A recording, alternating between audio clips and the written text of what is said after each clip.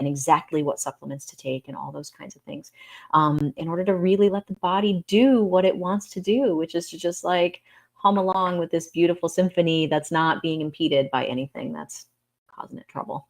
So that's it in a nutshell. I'm Justine, again, from Ann Arbor Holistic Health. Lindsey, let's hear about you.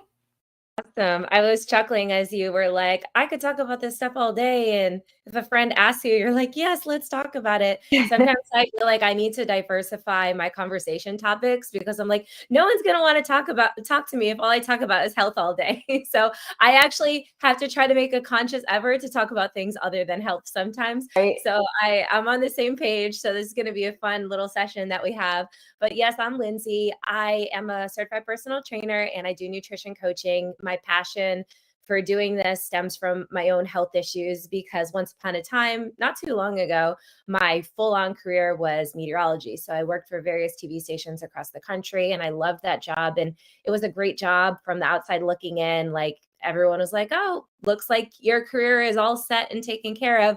But little did people know that my body was just falling apart on the inside. And I put on a face and I pretended like everything was okay, but everything was far, far from that. Thank you, autoimmune conditions, right? We know how those flare-ups, or at least some of us know how those flare-ups go.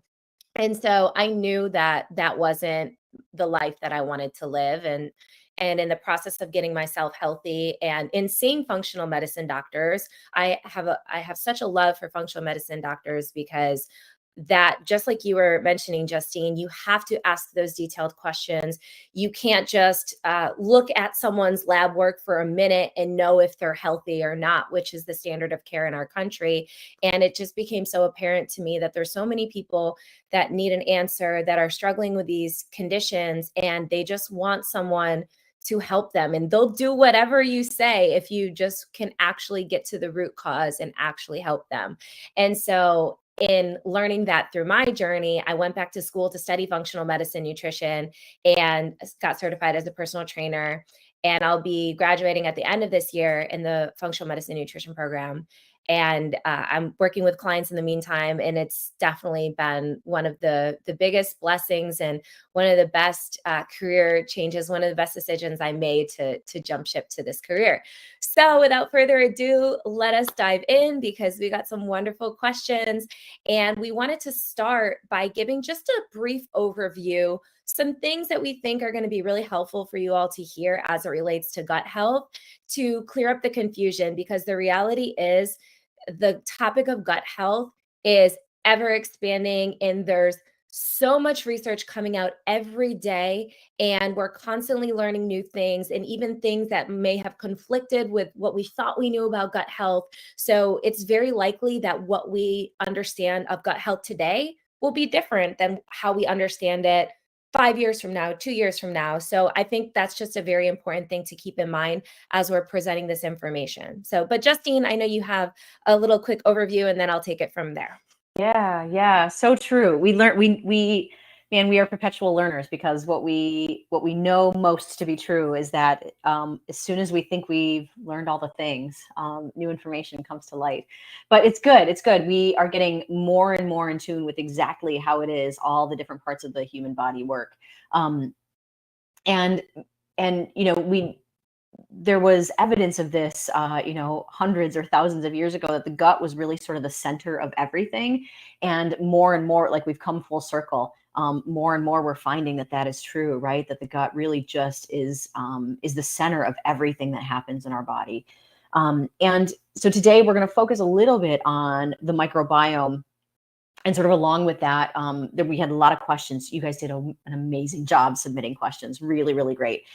We had a lot of questions about the microbiome and probiotics, and also a lot of folks who have had to do antibiotics for one reason or another, and what to do after that.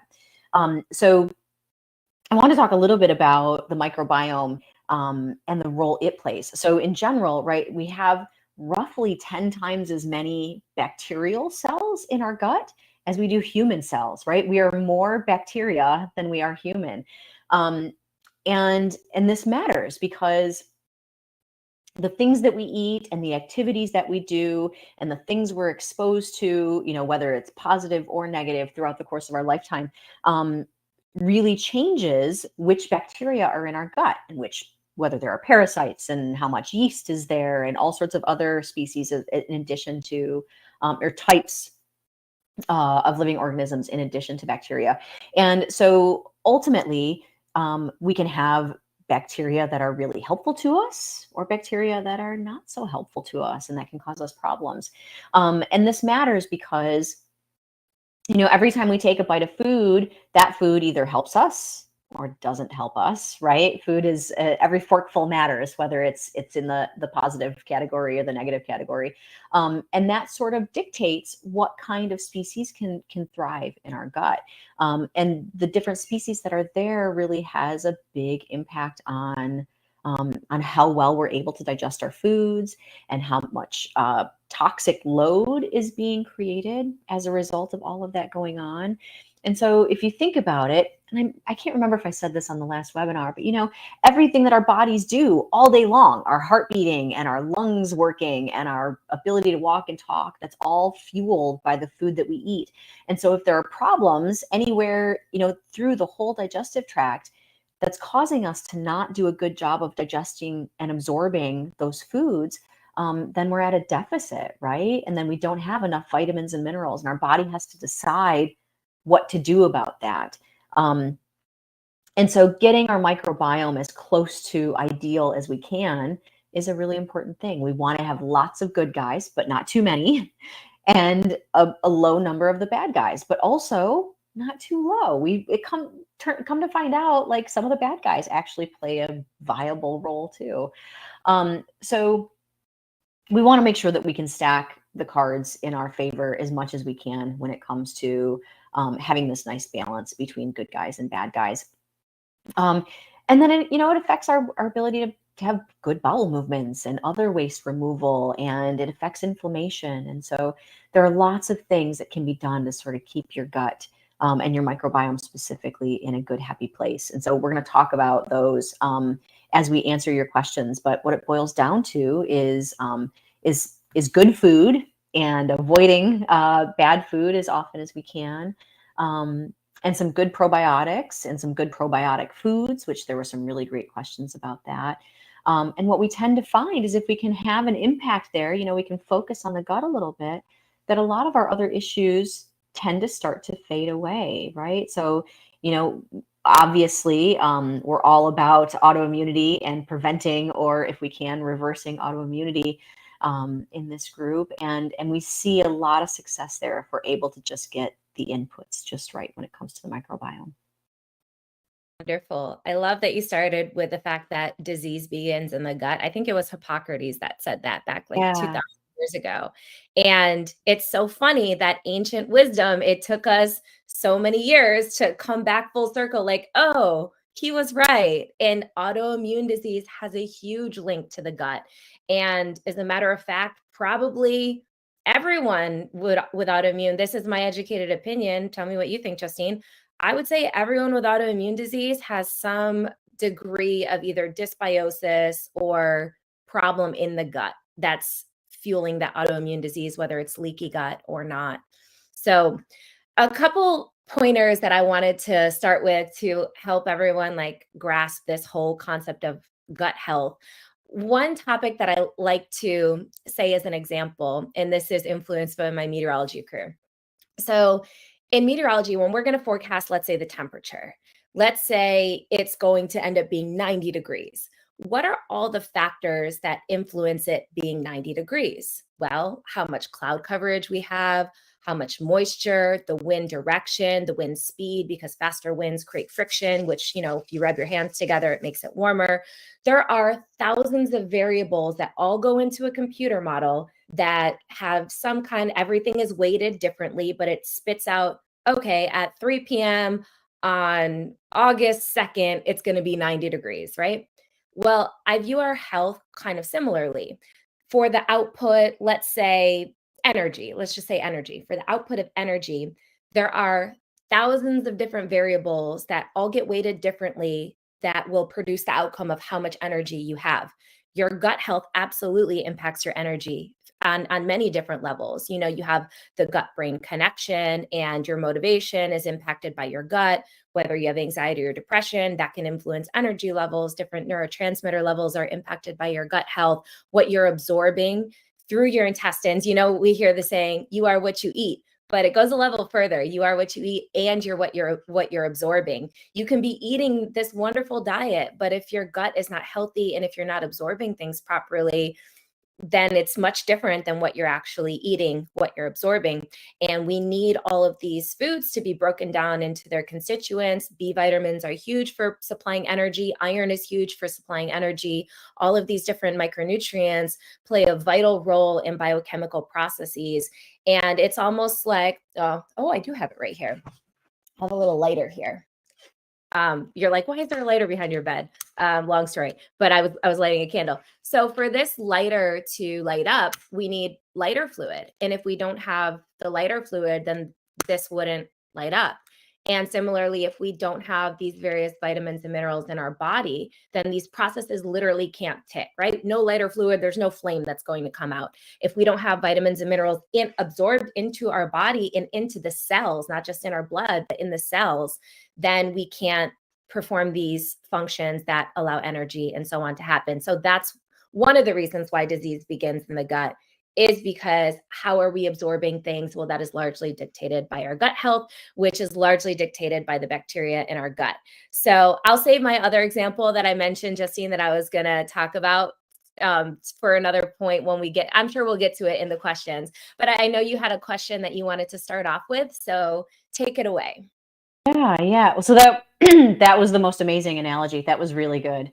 I really appreciate that. But drawing the similarities with meteorology, because it really is. You know, our ability to have energy or any other thing we're looking for has to do with everything going on with all the inputs in the body, right? So, did you eat good food? Are you absorbing your good food? Like Lindsey said, right? It's not what you eat; it's what you absorb. And all of the other things, right? Are you under stress right now? Did you get enough sleep? You know, are there toxins in your environment or inside of your body? All of those things play a role. Okay, so we're going to jump into some questions here. I'm going to pull up the questions. And the first one is, are there any probiotic supplements that you recommend? And so Lindsey, actually, you had some things you wanted to chat about here. So I'm actually going to turn it right back over to you. Sure. I'll start and then you can finish it off. So when it comes to the world of probiotics, there are thousands of supplements on the market, from the various forms of probiotics that we can buy to the different brands. How do we know where the heck to start? So I do believe in testing. There are 2 tests that we'll get into. I'll just mention the tests right now, but I do believe testing such as the GI map test or the GI effects test, which are poop tests, by the way. So fun, right? But there's also organic acid tests, which can be done through urine or blood. They each tell a different part of your gut health picture, but we can use these results to formulate a blend of probiotics or a supplement that is appropriate for you, because a probiotic for one person may actually either be neutral or, in some rare cases, harmful or produce negative health effects in the next person. So when it comes to the world of probiotics, let's think about 3 major classes of probiotics that we could potentially buy. The first class are your lactobacillus and bifidobacterium. These are the kind that you're probably most familiar with. There's a ton of evidence to support their effectiveness. They have been shown to help with digestive issues, gas, bloating, constipation, anxiety, and depression, because remember, the gut and the brain are intricately connected through the vagus nerve. So a lot of times someone's anxiety and depression is actually tracing back to a problem in the gut, which I wish more people understood that. So anyway, that's another topic. Well, it's kind of this topic, but you know what I mean. And so lactobacillus and bifidobacterium are your first class of probiotics. Then you can have your Saccharomyces boulardii probiotics, which are shown to restore gut health as well. So for example, if your gut issues are from an overgrowth of certain bacteria, like even H. pylori and other strains of bacteria, if you have an overgrowth of these, then Saccharomyces boulardii has been shown to even help to rebalance those levels.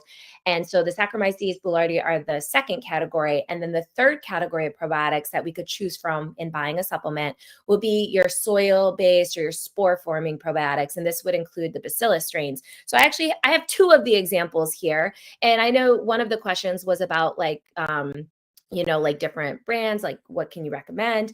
And so there are some brands that are more reputable and more tested than others. We call them professional brands or professional grade brands. And so Thorne is a relatively good brand. Hopefully I'm allowed to. I'm not endorsing anyone here. I guess I kind of am, but I'm not. So there's no one particular brand that I'm like, oh, you must buy this. I am not affiliated with any probiotic supplements, but these are just ones that I happen to have in my pantry there. I'm like, oh, let me just pull them out. This is a spore biotic. It's called Megaspore. It has various bacillus strains. This has just Saccharomyces boulardii.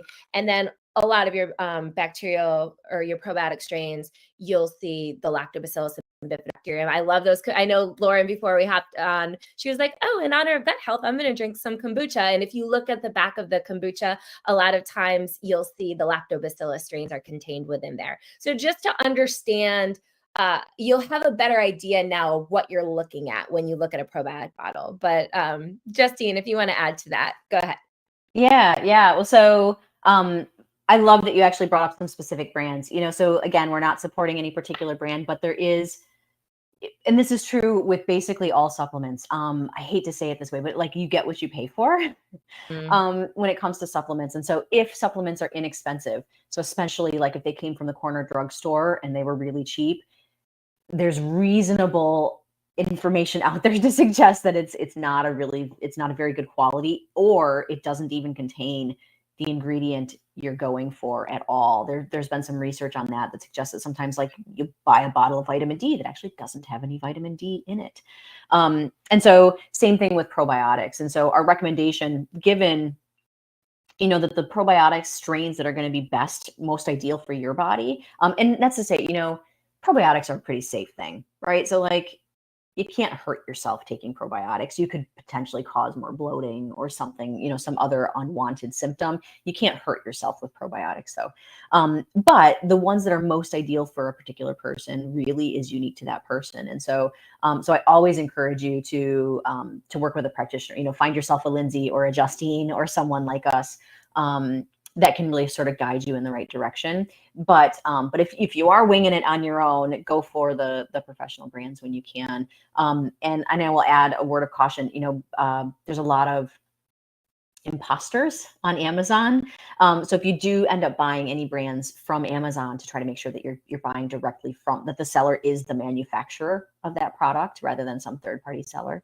But in general, right? So these probiotics, what we're going for is a lot of times what we see, and I'm sure Lindsey would say the same thing. What we see with our clients is we have, especially people who have been dealing with chronic health issues, they have a lot of unfriendly species, like more than they're supposed to be. And there's supposed to be a lot of the good guys, but we see the good guys down here.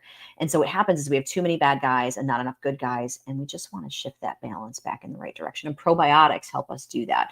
There are other things that we use to help us do that as well. But probiotics is a good start and a safe start. And again, like, the worst thing you could do is to cause yourself a little bit of bloating or a little bit of abdominal discomfort or something. You're not going to hurt yourself with some probiotics. The other one thing that I wanted to say when it comes to quality is usually, unless it's a spore-based probiotic like the Megaspore that Lindsey showed, most other quality probiotics require refrigeration. And so if you're looking at a probiotic that isn't spore-based and doesn't say it should be refrigerated after opening or keep refrigerated in general, chances are it's not a super potent or super high quality probiotic. And also a lot of times we're looking for, again, unless it's spore based, we're looking for something that's a pretty high number. So it'll be quoted in CFU, colony forming units. And so usually we're looking for something that's in the several billions. Sometimes it's 5, sometimes it's 10, sometimes it's 100. There's a pretty wide range. But if it's less than that, a lot of times it's not quite as potent as what you might be looking for. Ladies, super quick. I'm so sorry to interrupt. We did have someone, just while we're on the topic of supplements, Someone in the chat is asking if there's a vitamin and mineral supplement that doesn't contain iron that you guys might recommend. Not sure if you have anything, in mind for that. I do have one. Is it okay? I should have clarified this. Is it okay if we just mention random brands? I mean, no affiliation to them, but go for it. If it can help the community, go for it.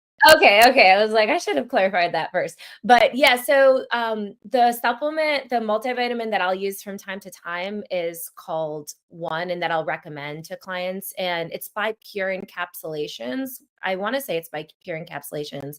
I'm going to do a quick Google to make sure I'm saying the brand right. But it's great. It doesn't have iron in it. And it's ONE.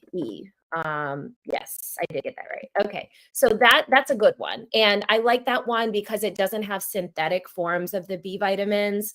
And that is important, especially for a subgroup of the population, that you're not getting these synthetic forms, because there's some recent research that is showing that some people who are not adequately able to metabolize folic acid, which isn't it great that our like but the government, the powers that be, whoever does it, fortifies our food with these synthetic forms of vitamins, and they are now linking this to cancer. I think it's in the infancy of this research, but it does make sense that if our body can't process these synthetic forms of the vitamins and they're just building up in the body, it's probably not going to be the best thing for us. The body doesn't like foreign things, which we know living with autoimmune conditions, right? Foreign things are usually attacked by the body. So that's just one, no pun intended. That's just one example of a multivitamin. But Justine, do you have another one? Yeah, I do. Designs for Health has a nice, really potent multivitamin, multimineral and it comes in 3 versions. So it's called Complete Multi, and there's Complete Multi with iron and copper. There's Complete Multi with no iron and no copper, and there's Complete Multi with iron but not copper. So they've got a lot of really great options, and the same as the One by Pure Encapsulations that you mentioned, Lindsey, where it's got the methylated form of B vitamins, the non-synthetic, the natural version of B vitamins. And that's actually, that's sort of the thing I will tell people. If people ask me, how do I know if my multivitamin is a good one? Well, turn it over, look at the ingredients. If it says folic acid, not a good one. If it says methylfolate, then it's a pretty good multivitamin. Yes, wonderful. There was another point, if there's nothing else with that topic, there was something you said earlier, Justine, that I wanted to circle back to, because I think it's important and very misunderstood, that the bacteria that we typically are told are bad, we don't want no levels of them. And one that comes to mind is Methanobracter smithii, because it's a methanogen, and usually that overgrowth of methanogens can cause constipation, and people will take antibiotics and antimicrobials to kill all the M. smithii. But in reality, M. smithii is a very important bacteria to have at the proper level. It's the Goldilocks effects. We don't want too little. We don't want too much. We want it just right. And so with M. smithii, what you have to realize is all of these bacteria have this symbiotic relationship almost with each other. And for example, one bacteria might produce hydrogen and the other consumes it. And we don't want to build up of hydrogen, but we also need enough hydrogen, because it actually does play an important role in our health. And so it's not that we don't want any of the methanogens. It's not that we don't want any of the hydrogen producing bacteria. We just need them in the right levels, because they're like Roseburia is a form of bacteria in your gut that's called hydrogenogenic, mean it produces hydrogen, but it relies on the M. smithii to consume the hydrogen and keep that level balanced. And so what we find in these dysbiotic states is it's almost like a war, as Justine was alluding to earlier. If the bad guys overtake the good guys, then, it's like we lose the war. And we kind of want them both even. We want them at peace. We want this nice symbiotic relationship going amongst them. And so there were questions about antibiotic usage and how can we restore our gut health if we, use antibiotics and now all of the good bacteria are killed off as well. So I have some thoughts, but Justine, what are some of your top strategies, would you say, if someone either took antimicrobials or antibiotics for sure, and now they're struggling with their gut health. What do you typically recommend to people? Yeah. Well, so the problem is usually never one thing, right? What led us to antibiotics. Sometimes some random acute infection happened and we needed antibiotics. Other times it was a certain set of circumstances sort of grew over time and developed into a situation that required antibiotics. And then sometimes, as you all know, or antibiotics get overused all the time. Sometimes we didn't actually need antibiotics, but that was the solution that we ended up turning to. And so the fix for it is not necessarily one thing. So after antibiotics are out of the picture, in order to rebuild, it's a couple of things. It's having the right food, right? So all your paleo on the go meals, those are really key. Food like that, things that are on the AIP diet, or at least, avoiding the worst offenders, right? So minimizing alcohol and sugar and dairy and other things that tend to cause inflammation in the body. That's really key, because if we feed our gut all of those good healthy foods like AIP foods, then we'll have bacteria that thrive on AIP foods. Likewise, if we fill our gut with candy bars, then we'll have bacteria that thrive on candy bars, and those are not the good guys. And so to get that Goldilocks effect that Lindsey was talking about, right? So it's a matter of eating the right food. It's a matter of getting enough sleep. It's a matter of some good probiotics. And again, the probiotics that are right for you, that's really unique to the person. But any probiotics, in my opinion, are better than no probiotics. And sometimes it's a matter of feeding. So there are these other things called prebiotics and postbiotics, right? So prebiotics feed the good bacteria, and postbiotics sort of help them solidify their colonization in the gut so that they maintain a stronghold, so that when the bad guys do come in, it's not about preventing germs, right? There are germs everywhere. Everything you touch, every piece of food you put in your mouth, there are germs on. Everything you touch, there are germs on. We're exposed to germs all the time. So it's not about avoiding germs. It's about having a gut that's really strong, so that when the germs do get through, your good guys are like, psh, there's enough of us here. That's all right. You guys hang out for a little while if you want to, but we're just going to go on doing our thing, running the show here. And the bad guys don't get a chance to really take over the joint. Yeah. So it's food, it's good lifestyle, it's probiotics, and sometimes prebiotics or postbiotics. And sometimes it's a matter of helping to repair the gut. So the gut itself can become damaged over time. And we really want to nourish that gut, really do what we can to help that gut get back into shape. And what that looks like is different for different people, depending on exactly what's going on. But sometimes it has to do with just some supplements that really help the tissue repair itself. And sometimes it has to do with really supporting the immune system, which is the majority of the immune system is in the gut. So supporting the immune system in the gut so that the immune system can strengthen up, so that, again, we get that Goldilocks zone with the microbiome.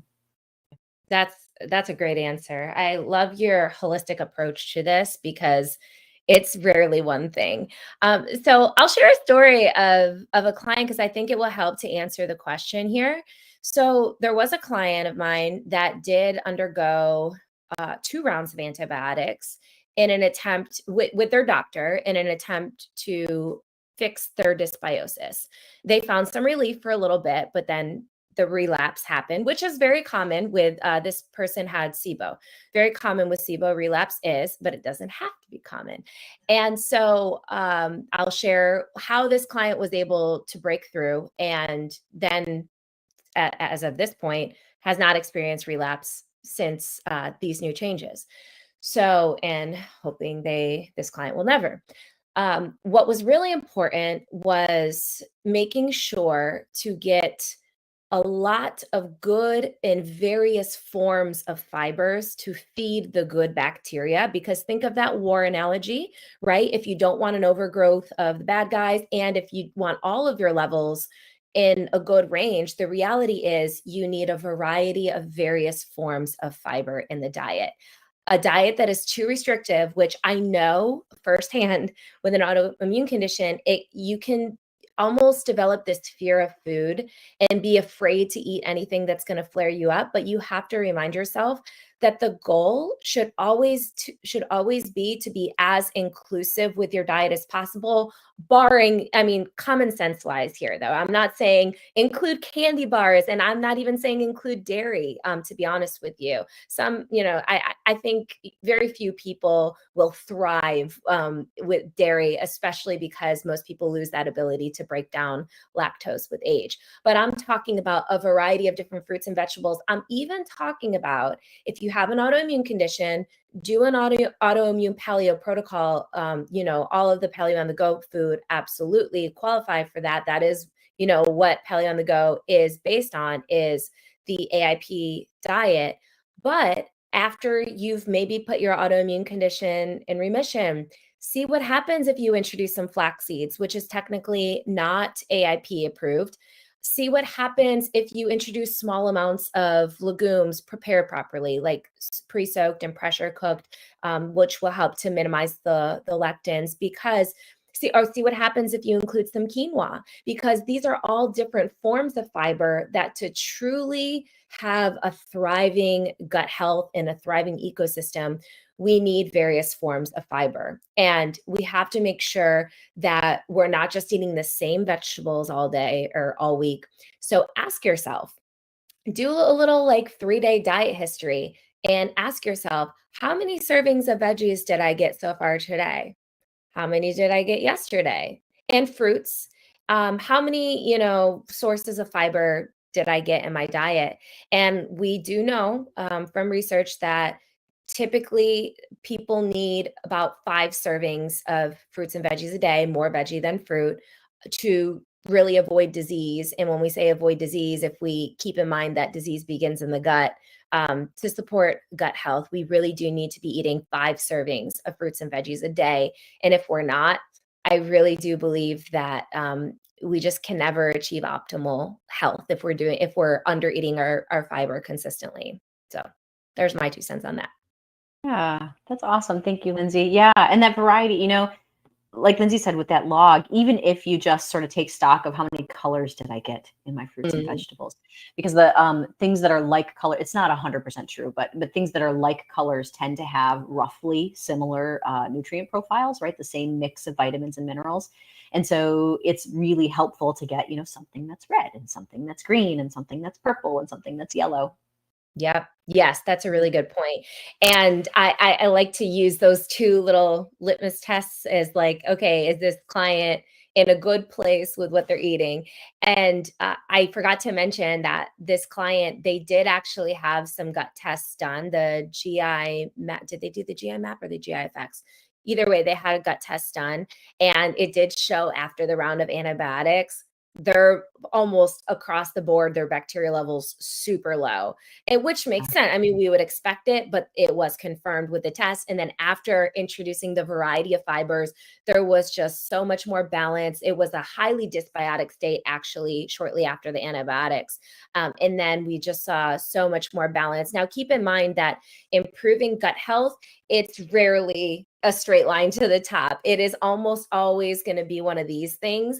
And if you can kind of accept that along your journey, you will have days where you feel like, oh no, I just took a dip. But I don't think anyone just goes, boop, okay, now everything is better and life is perfect. So don't beat yourself up, because given the gut brain connection, given the gut influences the brain and the brain influences the gut, our minds are powerful. And if we are very self-critical of ourselves, and if we are highly stressed, and if we're not sleeping, because sleep influences the hormones that are released from the brain, then we may have an even bigger issue in the gut there. So just keep in mind that your stress levels, what you're telling yourself, maybe you're not even conscious of the things that you're telling yourself because it's just been part of your program for so long, that highly influences your gut bacteria as well. I know it sounds crazy. I wouldn't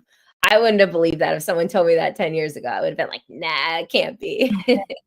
Yeah, you know what? It's funny that your body is so incredibly smart, right? And so if you're under stress or it perceives stress of any kind, whether that's from a food that's in your diet that you have a sensitivity to, or a medication that your body doesn't like, or not enough sleep, or a bad conversation with your mom, or any of those things, your body perceives that as a threat to your safety. And it will literally limit blood flow to the organs that are less important to be functioning at 100%. So it will literally give fewer vitamins and minerals to your gut, fewer vitamins and minerals to your reproductive system, fewer vitamins and minerals to your thyroid system. Like all of those things your body is doing in order to keep you safe. And so it really sort of is this delicate balance. And, Lindsey, you're talking about after a course of antibiotics and just sort of being wiped out. If you can imagine, so like your lawn. So say you ripped out, you shoveled off the whole top layer of grass and all you have left is dirt. What's going to grow back if you do nothing, right? You guys can picture this, right? You've got this dirt, it rains, and now things are going to start to grow. It's not going to be a beautiful lawn of grass unless you plant the seeds for it to be a beautiful lawn of grass. Otherwise, it's going to be a bunch of weeds. And it's the same thing in our gut. Once the antibiotics wipes it all out, we really have to give our gut some good conditions in order for it to repopulate with the things we want to be there. And so the way we do that is with good probiotics, with good meals, especially like what Paleo on the Go puts together for us. And then, like Lindsey said, we've got to sometimes have like good fiber to make sure that the good bacteria are being fed the right way. Otherwise, we're just going to have this overgrowth that's going to get us into this situation where there's a chance we may need antibiotics again. So there were a couple questions that I think piggyback perfectly into what you were just talking about regarding the importance of the probiotic to feed those good bacteria, because if you wiped out your bacteria, just like Justine said, how are they going to grow if you're not giving fiber? Because fiber is the food to grow those bacteria. And it's so interesting because it's a simple concept, but a lot of doctors are not really they're not going to preach this message, and it's going to be an underappreciated message. Like, for example, this client, their doctor was encouraging more of a low FODMAP type solution. So this client was actually eating low fiber post antibiotics because they were afraid to eat fiber. And I do think low FODMAP has a time and a place. I absolutely think it can help with some resolution of symptoms if someone does have the overgrowth. However, remember earlier I said the goal should never be to be long-term restrictive. So if you are following so for those that aren't familiar, what is a low FODMAP diet? I shouldn't just assume everyone knows. If I ever do that, you can call me out on it. If I ever am like saying these terms, sometimes I assume. I didn't even catch it. You're speaking my language. I knew exactly what you meant. Right? Like, wait a minute, hold up. What's low FODMAP here? So let's see if I can remember. Justine, tell me, does it stand for fructo oligosaccharide disaccharide monopolyols? Is that what it stands for? Am I close? So if you didn't get it, you got it very close. Okay. So basically all those crazy names are types of carbohydrates that the different gut bacteria feed on. And so if someone has an overgrowth, so SIBO, a small intestinal bacterial overgrowth. So if someone has an overgrowth of certain strains of bacteria, then eating some of these fibers that these bacteria that are already overgrown feed on will produce more gas, bloating, constipation, diarrhea. And so you could do what's called a low FODMAP diet, which basically are eating carbohydrate sources that contain low amounts of those compounds that I just listed off, right? And if you're like, well, what the heck is that? There are some great apps. You can go get the FODMAP app and see. And it might be a good test. Like, what happens if I eat low FODMAP? Do I see a resolution in symptoms? What that should tell you to do is to get one of these gut tests done, which may require some herbal antimicrobials to rebalance, with the goal of then being able to eat these FODMAP foods. Because high FODMAP foods are things like asparagus, garlic, onions, which are super healthy. And I would argue that but research does show that people long-term on low FODMAP diets can end up being in a worse position because now they're not giving their gut the proper nutrients and fibers to basically establish a balanced microbial level. So it's important to make sure that if you are going to use this as a strategy, that it's not long-term. Does that kind of make sense? Yeah. There's even a name for that, right? So it's called orthorexia, where we get ourselves into a position where we're afraid to come out of our shell of the restrictive diet because we in most cases it's because we had so much success. We felt so much better when we removed those foods that were offensive. But what happens is if we can get our gut in a good place, our body's in a position to be able to tolerate those foods again and to be able to make use of all of the good vitamins and minerals that are in those foods again. And we got Yeah. a good question in the chat. So tell me if I'm pronouncing your name right. It looks like Yasmin. I know a Yasmin, but this is Y-E. Is that how you would pronounce it, do you think, Justine? Yasmin? She asks, Mhm. how long do you, oh, you said yes, Yasmin. Oh, wonderful. Yes. How long do you recommend being on an AIP diet? So I'll give an answer and then I would love to hear Justine's, because this is an example of a question that does not have a right or wrong answer. This is all like with our best educated guess, what can we say? So I would say if you could say, okay, I'm going to commit to an AIP diet, let's just throw out for 3 months, let's say that, right?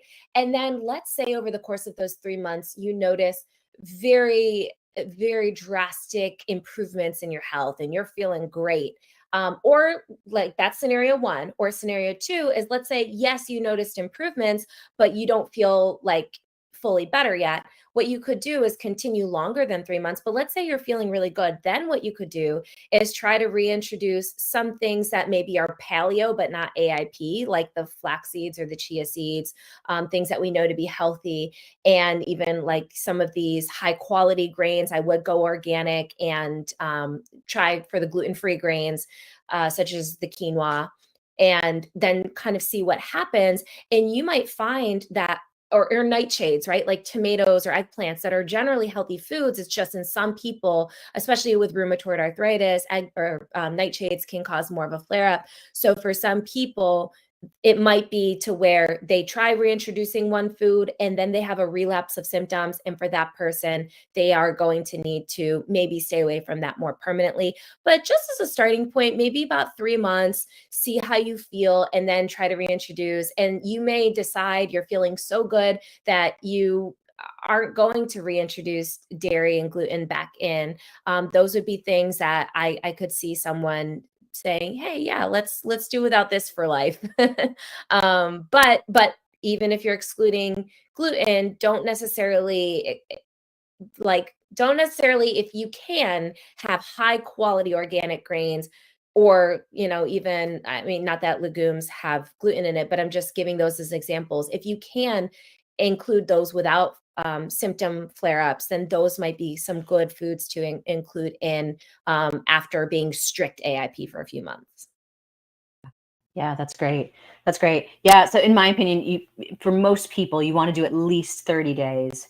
And when you're done, to reintroduce foods one at a time, ingredients one at a time, to really test them, right? So, pick a couple of days and try adding tomatoes back in and see how you do. And your body will tell you if it's not okay. If you get muscle and joint pain back, or if you become irritable, or if you get bloated, or if you get a breakout on your skin, or any of those kinds of symptoms, or you're extra tired, that's your body telling you. You don't need a food sensitivity test to know that food isn't good for you. But in an ideal world, a good 3 months is best on AIP. But there is, in my opinion, there's no upper limit. So if you really thrive on AIP, you don't have to have those other healthy foods back in, like the flax seeds and the chia seeds and the hemp hearts and the nuts and the seeds and the legumes, and the nightshades. You don't have to have them back in your diet. You can have a fully 100% complete diet with just eating autoimmune protocol.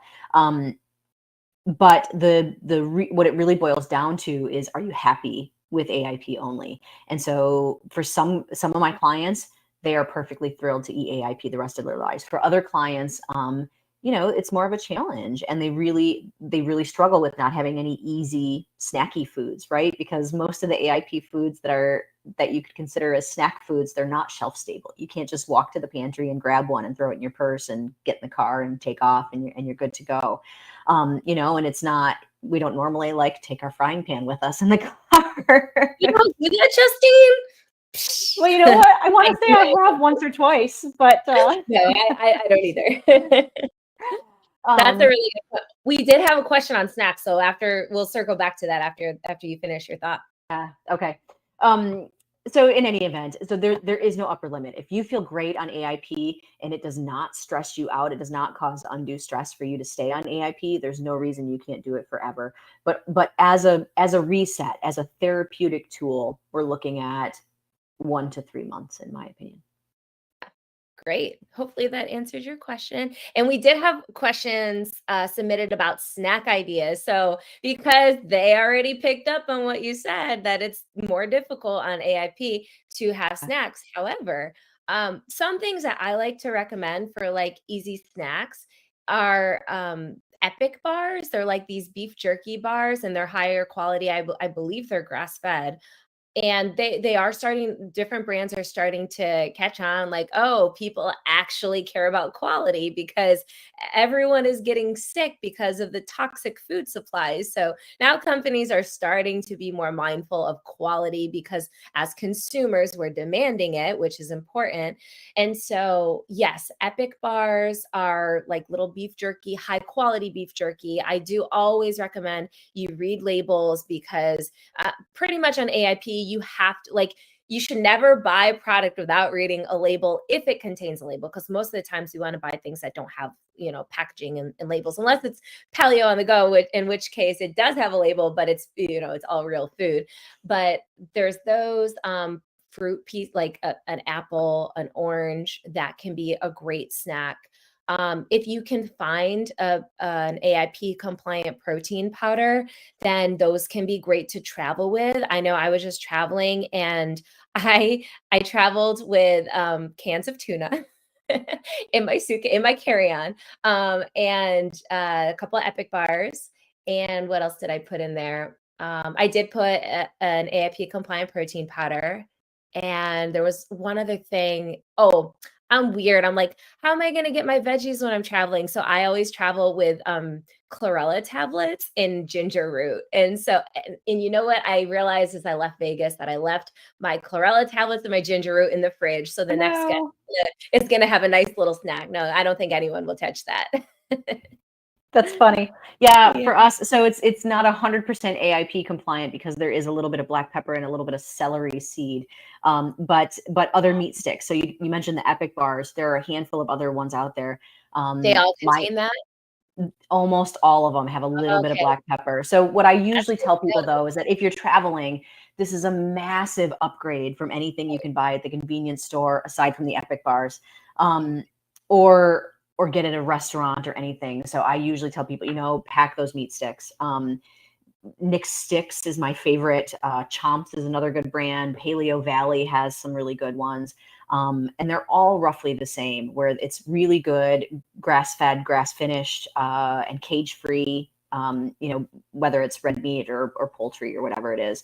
But all really good, high-quality meat with really good herbs and spices. Like I said, the only downside is that it's if you're doing 100% true AIP, it does have some black pepper. But even when my clients are in the middle of 100% full-on AIP, I do still tell them, that like the meat sticks are so convenient. I would much rather you have something to turn to and have in your purse, have in your car, have whatever, so that on days when you are out and about and you don't have a stovetop in your car, that you have the ability to be so close to being fully compliant. Right. Yeah. And it could be one of those things where someone that has their condition relatively managed, not totally, but relatively managed, that it doesn't create any issues for you. Of course, like, we always have to keep in the back of our mind, sometimes, like, the issue, like, it's adding to the bucket, so to speak, right? It's contributing to maybe a little of that low grade inflammation. But for something like this, I personally do eat them and don't have an issue, even with an autoimmune condition, but everyone's condition is very different. So that is important to keep in mind. I was thinking that, unless you wanted to address one other question, Justine, but I was thinking maybe we could end with some of our favorite Paleo on the go meals with fiber in them, just to give some suggestions for people that are trying to increase their fiber and their sources of fiber. Sure. Did you have another question you wanted to answer? Otherwise, I'll throw out a couple No, ideas. we need to wrap up. So I think that's perfect.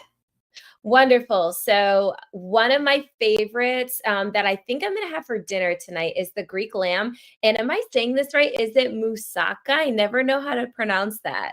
Is that how you say it? Let Oh, me. I've I'm seen Sounds it, like but I don't know. Moussaka. Yeah, it's called Moussaka, Greek lamb moussaka. That's one of my favorites. It has rutabaga in it. It's really good. And then the salmon one is good. And there was one other one. I'm like, I like the fiber in this. Oh, it was the turkey apple chicken. Oh, it wasn't turkey. It was chicken. Chicken burger. The bacon apple chicken burger. That's what it is. Those are my three: the salmon, the bacon apple chicken burger, and the Greek lamb moussaka is what I call it. That I really enjoy. That's fantastic. For me, it's the loaded sweet potato soup. Yeah. I love it. I actually used it as a gravy on another dish a couple of nights ago. We put it on top of homemade ground beef. That's a great idea. That's It was a really great. good idea. Yeah, So you did ground beef and you topped it with the loaded baked potato soup. Ooh, it I'm was good gonna stuff. steal that idea. Go for it. Yeah, I like All that. right. Well, so we've got to wrap up here. You know, we could do this all day, but we do have to wrap up. Lindsey, can you let folks know where they can find you? Oh yeah, that's right. We should tell people that. Okay, so how can you find me? You could always find me on Instagram and on Facebook. I am on social media. My handle on Instagram is at Lindsey Day Fitness, and Lindsey is spelled with an E, LANDSEY, DAYFITNESS. And you know what? I'll also I'll type it in the chat here at Lindsey Day Yeah, Fitness. And you can good always shoot me a call. message on there. If you're not on Instagram, then I'll throw my email up here as well. And it's lindseydayfitness@gmail.com. Well, yeah, I have a few, but we'll do that one, lindseydayfitness@gmail.com. And Justine, if you want to tell people as well and maybe type it in the chat. Yeah, I'm doing that right now. Perfect. Yeah. So I'm Justine from Ann Arbor Holistic Health. Oh, actually, there's my sign. I don't know if it's backwards for you guys. Not sure. But it's so ANNARBOR, Ann Arbor Holistic Health.com.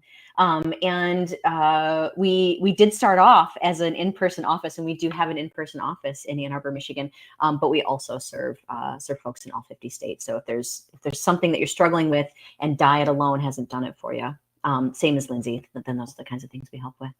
Yeah. That's awesome. I always forget, like I just updated my website. I spent all this time and all these resources updating my website, and I always forget to tell people about it. Like, why isn't that the first thing I think of when I'm saying how to find me? Yeah. So all my information is on my website too. NutriDayFitness.com. Boom. All right. And we have one more awesome thing to tell you guys, which is if you've attended live with us, then you're going to be getting a discount code for some bone broth that's going to be emailed to you automatically after the webinar. And also there is, so everyone who is registered for the webinar, whether you're here with us live or not, is going to get a link for the replay automatically. And this is all in addition to the 500 bonus points that many of you got for the really, really fantastic questions that you guys submitted. Yes, Yeah. and we plan to do these again. So we appreciate everyone. We're cheering everyone on in their health journey. We know that some days can be really tough. And so we're cheering you on, and we hope to do more of these to support everyone and to help everyone to live on the side where the grass is green. Yeah. You're in good company. We've all been there. We have, yeah. Justine and I both have, so we get it. And a lot of people within the Paleo on the Go company, you know, it's I will say, like in the time that I've gotten to know everyone over there, really, really good, genuine people that really do have a passion for this. So I think it just adds extra love into the food. So I'll end with that. Yeah. Great, All right. Lindsey. Well, thank Thank you you. so much. You two have so much good info, and I think you're providing a lot of, takeaway, tangible tips for the audience to be able to really implement to not only improve their gut health, but their overall health. I know we went a tad bit over, and by tad, maybe 25 minutes. So I think the next webinar will definitely look more like an hour. But thank you again, everyone, for joining us. Thank you, Lindsey and Justine. You two are wonderful. you, so everyone. much. We'll see you next time. All right. Take care, everyone. Bye, everyone.